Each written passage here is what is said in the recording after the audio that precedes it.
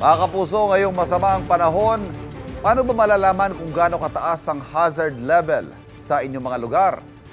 Pwede po yan tignan sa ginawang website ng Project NOAA o Nationwide Operational Assessment of Hazards ng University of the Philippines. Ayan po, yan ang noaa.up.edu.ph. Ayan, makikita nyo. Pwede po i-search dito ang inyong syudad o munisipalidad para malaman kung mababa o mataas ba ang hazard level doon. Ito yung search box, i-type nyo lamang ang inyong LGU. Kabilang po dyan ang mga pagbaha, pagkakaroon ng landslide, pati na ang risk o ang banta ng storm surge. I-click lang kung anong klaseng hazard ang inyong nais malaman.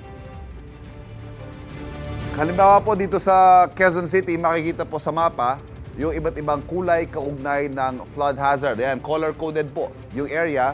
Ito ho'y screenshot lamang ng website, pero ito ho'y pwedeng i-zoom, pwedeng i-rotate para makita ninyo yung precise area na gusto nyo makita. Ang mga colors na yan, ang ibig sabihin po ng dilaw, mababa ang hazard level. Yung medium, yan naman po yung kulay orange, medium risk. Pag mataas ang risk, yan po ay makikita ninyo na kulay pula. Yan, ito makikita ninyo, yan. Yung halimbawa ito, Kulyat Creek. Makikita natin, pula. So, ibig sabihin po niyan, mataas ang banta ng pagbaha sa mga area na yan. Subukan naman natin, halimbawa, sa lungsod ng Maynila, makikita niyo ito. Laman lagi ng balita yan Espanya Boulevard. Ang Espanya Boulevard, as it is, hindi pa naman po siya red, kundi orange ang kanyang color code. Ibig sabihin, medium risk for flooding.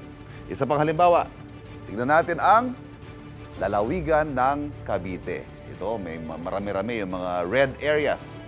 Dito sa Cavite, may nakikita tayo gawing Bacoor, dito sa Kawit, Noveleta, General Trias, Tanza, ayan po, may mga red areas.